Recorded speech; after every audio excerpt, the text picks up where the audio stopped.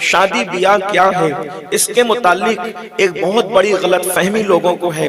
نکاح صرف لوگ جنس کی تسکین کا نام سمجھتے ہیں، یعنی کہ انسان کے نفس کی جو خواہش اور پیاس ہے صرف اسی کو بجھنے اور بجھانے کا نام لوگ نکاح سمجھتے ہیں، حالانکہ ایسی بات نہیں ہے۔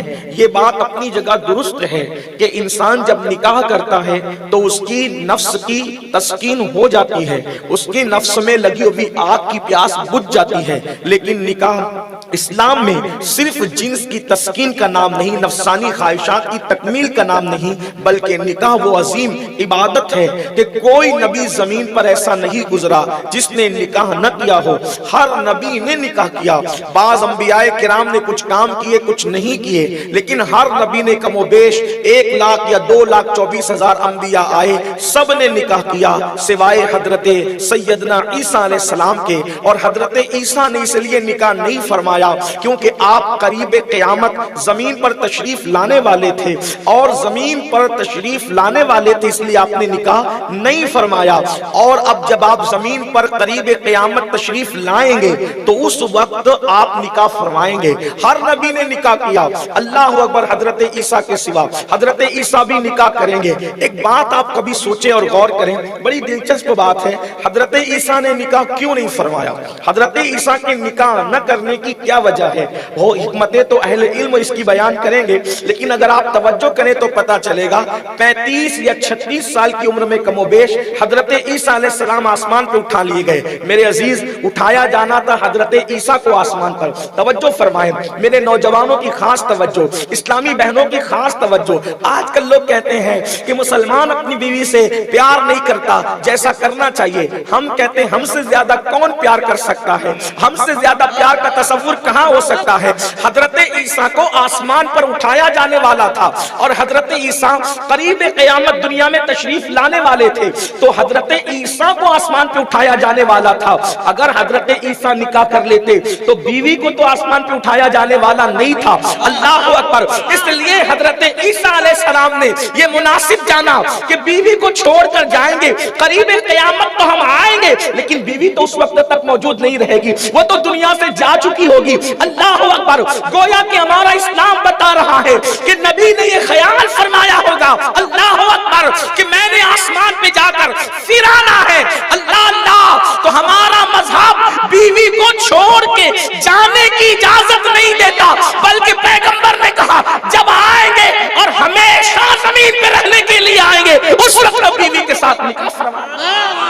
اندازہ فرمائیں، غور فرمائیں، یہ ہمارے مذہب کی تعلیم ہے۔ اس لیے کہ مذہب اسلام، حضرت آدم کا بھی مذہب اسلام تھا، حضرت نوح کا بھی مذہب اسلام تھا، حضرت ابراہیم کا مذہب بھی مذہب اسلام تھا۔ ہر نبی کا مذہب اسلام ہے، اور ہمارے آقا علیہ السلام اس کی تکمیل کے لیے تشریف لائے تھے۔ تو اللہ اکبر! نکاح کیا چیز ہے، نکاح کیا شے ہے، ہر نبی نے انجام دیا، اور حضرت سیدنا عیسیٰ علیہ السلام بھی اس نکاح کو انجام دیں گے۔ میرے آقا صلی اللہ علیہ وسلم کے دیوانوں، لیکن یہ نکاح صرف رسم نہیں، یہ نکاح صرف جنسی تسکین کا ذریعہ نہیں، یہ نکاح نفسانی خواہشات کی تکمیل کا نام نہیں، بلکہ نکاح کی حکمتیں دیکھیں۔ اللہ اکبر! جب نکاح ہوتا ہے، نکاح صرف ایک مرد کا ایک عورت سے ہوتا ہے۔ ہمارے مذہب میں یہی تصور ہے، ایک مرد کا نکاح ایک وقت میں ایک عورت سے ہوتا ہے، ٹھیک ہے؟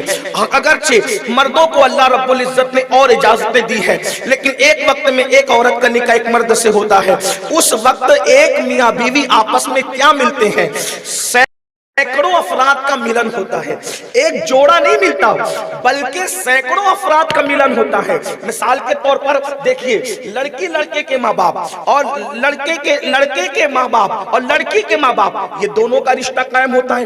لڑکے کے دادا دادی، لڑکی کے دادا دادی، ان کا رشتہ قائم ہوتا ہے۔ لڑکے کے نانا نانی، لڑکی کے نانا نانی، اسی طرح قیاس کرتے چلے جائیں، گویا کے خاندان ملتے ہیں، آپس میں خاندانوں کا ملاپ ہوتا ہے۔ یہ نکاح کی برکت ہے۔ اللہ اکبر، ہزاروں کروڑوں روپے خرچ کر کے جب آپ خاندانوں کو جوڑ نہیں سکتے، صرف ایک نکاح کے ایجاب و قبول کی برکت سے سینکڑوں افراد آپس میں مل جایا کرتے ہیں، سینکڑوں افراد کا آپس میں ملاپ ہوتا ہے، محبتیں ہوتی ہیں، پیار ہوتا ہے، یہ تو ملاپ ہوا۔ اب ملاپ کے بعد اس کی برکتیں، پھر بچوں کی پیدائش ہے، بچوں کی ولادت ہے، بچیوں کی ولادت ہے، کتنی برکت کی چیز ہے نکاح۔ اور نکاح کی حکمت یہی ہے، دو خاص حکمتیں ہیں۔ نمبر ایک یہ کہ انسان کو بدکاری سے بچایا جائے، انسان کو زناکاری سے بچایا جائے، اور نمبر دو حلال نسل کو آگے بڑھایا جائے۔ انسان پیدا ہو، قدرت یہی چاہتی انسان پیدا ہو، لیکن انسان حرام سے پیدا نہ ہو بلکہ انسان حلال سے پیدا ہو، صالح خون لے کر انسان پیدا ہو۔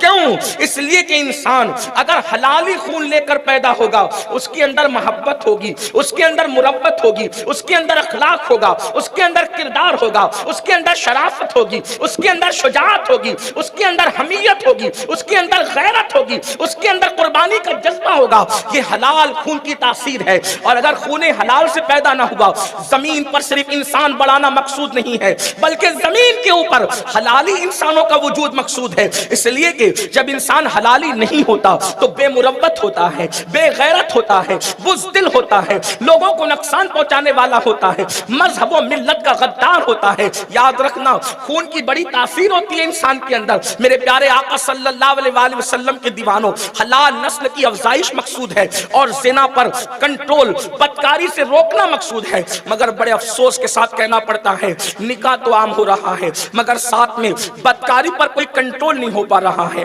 زنا پر کوئی کنٹرول نہیں ہو پا رہا ہے۔ اللہ اکبر۔ یہاں چونکہ بزرگ بھی بیٹھے ہوئے ہیں، بچے بھی بیٹھے ہوئے ہیں، مائیں اور بہنیں بھی بیٹھی ہوئی ہیں، میں حیا کے پردے میں کچھ باتیں ضرور عرض کروں گا۔ میرے آقا صلی اللہ علیہ وسلم کے پیارے دیوانوں، آپ نے کھانا اس لیے کھایا کہ آپ کی بھوک مٹ جائے۔ جب بھوک مٹ گئی تو پھر انسان اگر کھانے کو پھر للچائی ہوئی نظر سے دیکھے، اس انسان کو شریف نہیں کہا جا سکتا، اس انسان کو جو ہے وہ اچھا انسان نہیں کہا جا سکتا۔ پیٹ بھرنے کے بعد بھی انسان کھانے کو جو ہے للچائی ہوئی نظر سے دیکھے۔ جب انسان کو حلال طور پر بیوی مل گئی اور بیوی کو حلال طور پر شوہر مل گیا تو پھر اس کو حرام کی طرف توجہ نہیں کرنا چاہیے۔ اور یاد رکھنا، اللہ کے رسول، میرے اور آپ کے نبی، غیب دا نبی مصطفیٰ کریم رؤوف الرحیم صلی اللہ علیہ وآلہ وسلم نے اللہ اکبر زنا کا جو عذاب بیان فرمایا ہے، اس سے کلیجہ منہ کو آتا ہے۔ بڑی معذرت کے ساتھ آج شادی شدہ لوگ بھی زنا کر رہے ہیں اور غیر شادی شدہ کا تو حال ہی عجیب ہے۔ اللہ اکبر۔ ناجائز تعلقات کی بہتات ہے، ناجائز تعلقات کا عجیب حال ہے، حتیٰ کہ اس کو فلموں اور سیریلوں کی بنیاد پر ایک فیشن کا نام دے دیا گیا ہے، فیشن اور آرٹ اس کو بنا دیا گیا ہے۔ سن لو، ہمارا مذہب جھوٹے فیشن کی کبھی تائید نہیں کرتا، جھوٹے فیشن کی کبھی حمایت نہیں کرتا۔ ہے کسی میں طاقت، جب اللہ زانیوں کو ان کے زنا کا عذاب دے گا تو کسی میں برداشت کرنے کی طاقت ہے۔ 2 منٹ کی لذت کے لیے گناہ کرنے والوں کو مصطفیٰ جان رحمت کا یہ پیغام سنا دیا جائے۔ اللہ کے حبیب غیب دا نبی صلی اللہ علیہ وآلہ وسلم فرماتے ہیں، جب زانیوں کو میدان محشر میں لایا جائے گا تو آگ کی زنجیروں میں جکڑ کر لایا جائے گا۔